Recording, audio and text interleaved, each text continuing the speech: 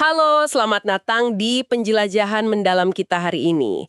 Jika Anda sedang bersiap untuk rapat atau mungkin sedang menyetir di tengah kemacetan atau ya sekedar ingin memuaskan rasa ingin tahu sambil minum kopi, Anda berada di tempat yang sangat tepat. Betul sekali, sambil bersantai saja. Ya, santai, tapi misi kita hari ini lumayan ambisius. Kita akan membedah evolusi historis dan saintifik tentang bagaimana peradaban manusia melacak waktu. Secara spesifik, kita ingin melihat transisi dari observasi lokal di halaman rumah menuju standar global. Menuju satu standar waktu global yang seragam ya. Tepat. Dan tumpukan sumber kita untuk sesi bedah materi ini adalah sebuah dokumen analisis berjudul Buklet Kritik kepada KHGT Buku 2. Nah, sebelum kita mulai menggali lebih dalam, ada satu hal penting yang harus kita luruskan dulu untuk Anda yang mendengarkan. Oke, apa itu? Ini mengupas perdebatan yang sangat tajam. Ada konsep kalender hijriyah global tunggal atau KHJT dengan prinsip ahadi. Maksudnya, satu hari dan satu tanggal di seluruh dunia. Oke, satu tanggal global.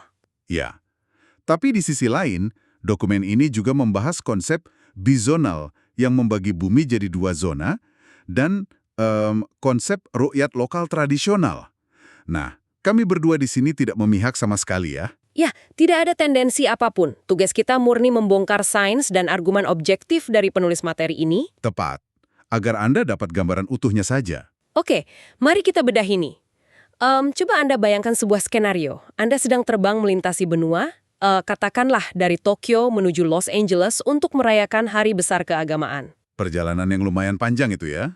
Sangat panjang. Di Tokyo, Anda sudah yakin Anda bersiap merayakan Hari Raya esok lusa. Tapi begitu pesawat mendarat di Amerika, Anda mengecek kalender di ponsel Dan tiba-tiba tanggalnya berubah. iya, berubah saat Anda tertidur di atas Samudra Pasifik, ibadah sebulan penuh Anda jadi kacau karena ya sekedar melewati batas zona waktu. Terdengar konyol kan? Sangat konyol kalau dipikir-pikir. Seperti film fiksi ilmiah.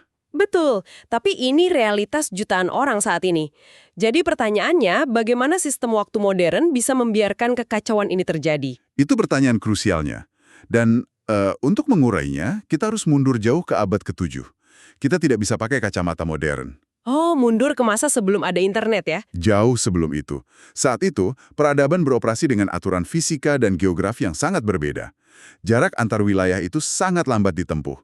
Tidak ada satelit, tidak ada kabel optik. Nah, sejarah punya cerita menarik soal ini. Dokumen kita membahas peristiwa yang disebut Hadis Quraib. Ya, kisah Quraib ini sangat fundamental. Jadi gini, ada orang bernama Quraib yang bepergian dari Syam, yang sekarang Suriah, menuju Madinah. Jaraknya sekitar 1.200 kilometer. Dan di zaman itu, jarak sejauh itu berarti perjalanan 1 bulan penuh mengarungi gurun. 1 bulan penuh. Lalu, saat Quraib tiba di Madinah di akhir bulan, dia lapor ke Ibnu Abbas. Dia bilang, orang Syam sudah melihat bulan baru hari Jumat. Mereka sudah puasa duluan, kan? Iya, tapi orang Madinah baru melihatnya hari Sabtu. Jadi Quraib bertanya apakah Madinah mau menamakan harinya dengan Syam. Dan Ibnu Abbas bilang tidak, mereka pakai hasil observasi lokal saja. Karena kalau dipikir pakai logika sekarang, keterlambatan informasi ini parah sekali. Ibaratnya mengirim email penting antar benua tapi pakai burung merpati. Betul sekali. Quraib butuh waktu sebulan hanya untuk bilang, "Hei, kami sudah lihat bulannya loh."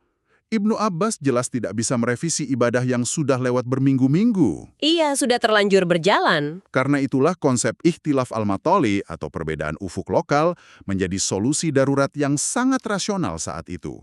Masyarakat terisolasi, jadi ya, lihat saja langit di atas kepala masing-masing. Praktis dan masuk akal untuk zaman unta. Tapi di era sekarang, Nah, di era sekarang, alasan keterlambatan informasi itu sudah sepenuhnya musnah. sama sekali musnah. Kita bisa video call dan melihat matahari terbenam di benua lain secara langsung, secara real time. Dan itulah yang memicu krisis pelancong dari Tokyo ke LA tadi. Karena bumi berputar dan visibilitas bulan bergerak ke barat, Los Angeles seringkali masuk bulan baru lebih cepat dari Tokyo. Jadi pelancong itu dipaksa melanggar aturan minimum hari puasa hanya karena naik pesawat. Betul. Karena kalau kita kaitkan dengan gambaran besarnya, Pesawat terbang telah menghancurkan batas lokal. Kosmos itu kan tidak kenal paspor atau batas negara. Iya, bulan tidak berhenti di imigrasi Amerika untuk minta stempel ya. Konsep batas negara atau sistem Westphalian ini cuma buatan manusia. Benda langit tidak peduli. Tepat. Jadi karena pesawat membuat sistem lokal berantakan, beberapa pihak di dokumen ini mencoba menawarkan kompromi. Mereka bilang, oke, mari kita potong peta dunia jadi 2 zona. Nah, itulah awal mula ide kalender bizonal. Zona timur dan zona barat. Kedengarannya sih seperti jalan tengah yang adil ya.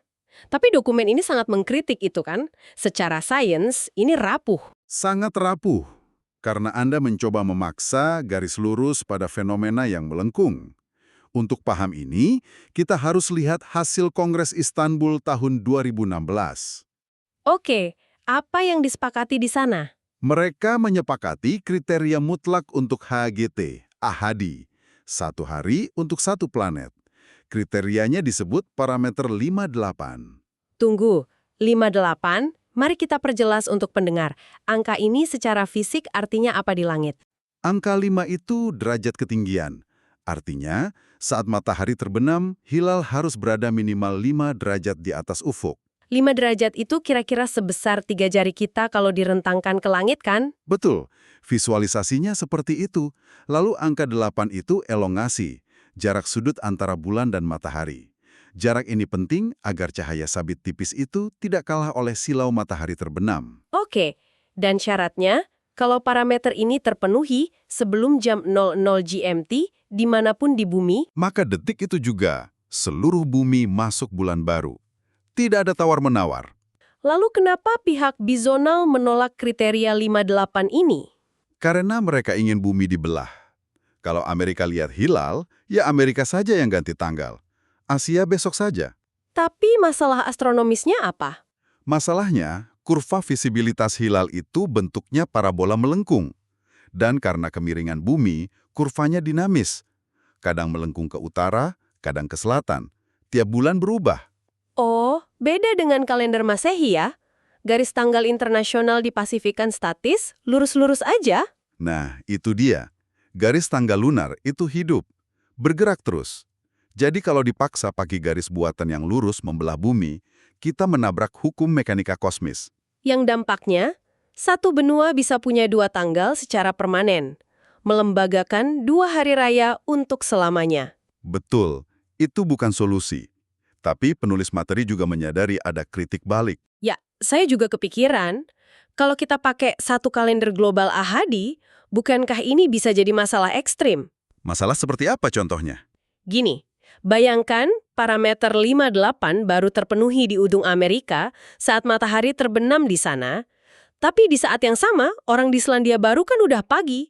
Matahari sudah terbit. Bahkan mungkin sudah jam makan siang di sana. Iya, masa orang Selandia Baru harus membuang kalender hari itu dan tiba-tiba ganti tanggal pas lagi makan siang? Itu kan kacau. Hal yang paling memukau di sini adalah bagaimana algoritma Istanbul mengantisipasi hal itu.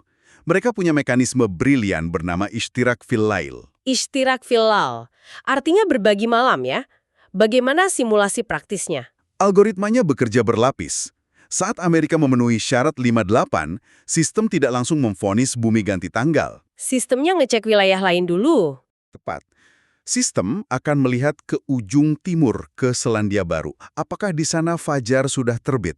Kalau kondisinya masih malam, sebelum subuh, berarti mereka masih berbagi malam dengan Amerika. Oke, jadi seluruh dunia sah masuk bulan baru sama-sama. Iya. Tapi, kalau skenario terburuk Anda tadi terjadi, Kalau di Selandia Baru fajar sudah menyingsing dan warganya sudah berangkat kerja, disinilah kejeniusannya.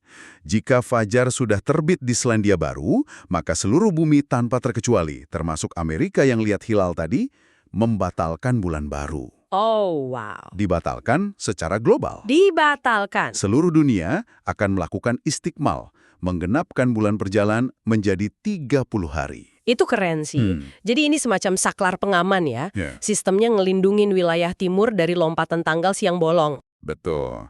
Kita maju bersama atau tertunda bersama. Dan inilah kenapa dokumen ini menyebut bizonal sebagai ilusi solusi. kekhawatiran mereka sudah dijawab tuntas oleh Ishtirak fil Lail. Sains matematisnya sudah menutup celah itu, tapi kalau kita perhatikan di masyarakat, penolakan kan masih kenceng ya. Sangat kencang, apalagi di level akar rumput. Alasannya selalu kembali ke apa yang mata mereka lihat. Banyak yang mengeluh, kenapa kalau pakai kalender global, bulan purnama jatuhnya bisa tanggal 13 atau 16? Iya, itu amunisi klasik. Orang mikirnya purnama harus selalu persis tanggal 14 atau 15. Terus pas mereka lihat bulan di langit bentuknya bulat penuh malam itu, mereka bilang, hitungan astronominya salah nih. Nah, disinilah bagian yang sangat menarik dari analisis dokumen ini. Alam semesta kita ini kan tidak berjalan dengan angka genap presisi seperti jam digital. Maksudnya purnama yang salah tanggal ini murni karena hukum alam. Betul. Penulis menjelaskan ini lewat hukum Kepler tentang mekanika orbit. Orbit bulan mengelilingi bumi itu tidak bulat sempurna. Bentuknya elips atau punya nilai eksentrisitas. Agak lonjong ya, berarti kecepatannya beda-beda. Sangat beda. Bayangkan balapan mobil. Ada trek lurus di mana mobil mengebut, dan ada tikungan di mana harus mengerem. Oke, jadi bulan juga ngebut dan ngerem. Persis. Saat bulan di titik terdekat dengan bumi, yang disebut perigee, tarikan gravitasi kuat dan bulan mengebut. Saat di titik apoge atau terjauh, dia melambat. Dan ini yang bikin waktu dari bulan baru ke purnama bervariasi. Yah, bulan bisa mengebut dan mencapai purnama cuma dalam 13,8 hari, atau pas melambat, butuh sampai 15,8 hari. Oh, masuk akal. Berarti jatuhnya purnama di tanggal 13 atau 16 itu konsekuensi logis dari gravitasi bumi, bukan kalendernya yang cacat. Tepat. Dan ada satu variabel lagi yang sering dilupakan orang. Oposisi, atau puncak bulan purnama sempurna, itu adalah peristiwa universal yang terjadi dalam satu detik yang sama di seluruh angkasa luar. Satu momen waktu yang sama, contohnya bagaimana? Misalnya oposisi terjadi jam 4 pagi waktu Greenwich di London. Jam 4 pagi GMT, berarti di Jakarta saat itu jam 11 siang. Nah, jam 11 siang di Jakarta matahari terik. Bulannya di mana? Bulannya ada di bawah horizon, tersembunyi. Oh, saya paham. Jadi saat orang Jakarta akhirnya melihat bulan di malam hari 10 jam kemudian, Secara fisik, bulan itu sudah melewati puncak oposisinya. Sudah mulai menyusut, dan tidak 100% bulat lagi. puncak purnamanya terjadi siang bolong tadi. Betul sekali. Mereka menyalahkan kalender atas fenomena visual lokal. Analoginya ini persis seperti jam tangan dan matahari. Konsep equation of time itu. Jam 12 siang di arloji kita kan jarang banget pas dengan matahari yang persis di atas ubun-ubun. Karena orbit bumi ke matahari juga elips kan? Iya, kadang matahari di puncaknya jam 11.45, kadang jam 12:04, tapi kita tidak pernah protes ke jam tangan kita. Atau menuntut jadwal istirahat kantor diubah tiap hari demi mengikuti matahari. Tidak pernah. Kita paham kalau jam tangan itu kesepakatan komunal demi administrasi, bukan laporan cuaca visual. Dan KHGT ini berfungsi sama, memberi kepastian administrasi. Poin yang sangat kuat. Tapi ini memunculkan paradoks baru. Kalau sainsnya sudah menjawab semua ini, dan teknologi komunikasi sudah secepat kilat, kenapa dunia belum juga memakai kalender ini? Itu. Saat kita bicara penyatuan, sains harus melawan ego birokrasi manusia. Dari dokumen ini, terlihat ada dua hambatan sosiopolitik yang tebal sekali. Pertama adalah wilayatul hukmi atau kedaulatan negara. Negara-negara merasa punya otoritas sendiri ya. Betul. Setiap departemen agama atau kementerian punya kebanggaan yurisdiksi. Mereka tidak mau tunduk pada otoritas internasional. Menetapkan hari raya dianggap sebagai simbol kekuasaan mereka atas warga. Kembali ke poin kita tadi ya, memaksakan batas politik ciptaan manusia modern pada kosmos itu absurd. Sangat absurd. Hambatan kedua ada di akar rumput. Fanatisme pada ru'yat hissi. Kewajiban melihat hilal pakai mata telanjang. Ya, mereka merasa tradisi mengharuskan mata telanjang. Masalahnya, mereka lupa bahwa mata manusia modern sudah kalah oleh lingkungan. Anda tahu fenomena sky glow? Polusi cahaya kota kan, pendaran lampu jalan, gedung-gedung, stadion, bikin langit tidak pernah benar-benar gelap legam. Nah, bayangkan hilal yang tipisnya seperti benang rambut. Kontras mata manusia punya batas maksimal. Saat sky glow pekat, hilal itu langsung tenggelam di balik cahaya buatan bumi. Secara fisika bulannya ada, tapi mata biologis kita buta karena lampu kota kita sendiri. Tepat sekali. Lalu apa solusi yang ditawarkan penulis? Integrasi politik dan teknologi pastinya. Ya, di level politik, penulis mengusulkan Organisasi Kerjasama Islam untuk membentuk Badan Otoritas Astronomi Dunia, menjadi hakim global yang menembus batas negara. Dan secara teknik beralih ke observasi saintifik atau ru'yat ilmi, pakai teleskop robotik yang punya sensor CCD atau CMOS. Betul. Sensor CCD bisa menangkap foton cahaya ribuan kali lebih peka dari mata, atau pakai teleskop radio yang bisa menembus awan tebal, bahkan pakai satelit di luar angkasa. Tapi kalau dipikir-pikir dari kacamata masyarakat tradisional, menyerahkan penentuan hari raya pada sensor robotik dan satelit itu kan terkesan dingin ya. Dingin bagaimana maksudnya? Ya, kayak kehilangan sisi spiritualnya. Koneksi emosional manusia saat menatap langit jadi hilang, diganti layar komputer. Jika kita kaitkan ini dengan gambaran besarnya, perspektif itu justru terbalik. Teknologi itulah penyelamat tradisi. Oh ya, bagaimana bisa? Syariat itu pada dasarnya menyuruh manusia mencari kebenaran dengan instrumen terbaik di zamannya. Syariat tidak bilang alatnya harus membeku di teknologi abad ke-7. Jadi teleskop CCD ini evolusi dari mata manusia. Betul, saat kita beralih dari sekedar menebak-nebak hilal di tengah polusi cahaya, menuju kepastian empiris dari satelit, kita sedang meninggikan derajat pencarian kebenaran itu. Dan kepastian ini yang bisa menyatukan kalender global. Persis. Bukankah menyatukan umat di seluruh penjuru bumi itu tujuan spiritual yang jauh lebih tinggi daripada sekedar fanatisme pada mata telanjang? Saya sangat sepakat. Melepaskan keterikatan pada instrumen masa lalu demi kesatuan komunal di masa depan. Ringkasan yang pas sekali. Jadi apa makna dari semua ini untuk Anda yang mendengarkan? Kita telah melihat transisi sejarah yang luar biasa hari ini. Dari masa Quraib yang harus naik unta berbulan-bulan menuju era internet dan satelit di desa global ini. Dan kita melihat bagaimana sains, mulai dari hukum Kepler sampai algoritma istirahat Chirac, mampu menepis semua kekhawatiran visual masyarakat. Menyepakati satu tanggal untuk planet bumi itu sama sekali bukan utopia fiksi. Secara astrofisika sudah sangat bisa dilakukan. Karena itu, lain kali Anda membuka kalender di ponsel untuk merencanakan cuti liburan atau tiket pesawat, berhentilah sejenak. Hargai teknologinya ya. Betul, sadarilah ada sinkronisasi kosmis raksasa, fisika kuantum, dan negosiasi politik yang super rumit yang bekerja tanpa henti di belakang layar agar satu angka tanggal itu bisa berkedip akurat di ponsel Anda. Karena waktu komunal yang presisi adalah fondasi dari semua peradaban yang teratur. Tepat. Dan sebagai penutup, mari kita tinggalkan Anda dengan satu pemikiran provokatif. Jika peradaban manusia saat ini harus berdebat dan mengerahkan segala kecanggihan teknologi satelit hanya untuk menyatukan penduduk satu planet bumi, Yang mana itu saja masih susah ya? sangat susah. Nah, coba bayangkan tantangan kita di masa depan. Apa yang terjadi ketika manusia nantinya menjadi spesies antar planet, multiplanetary species?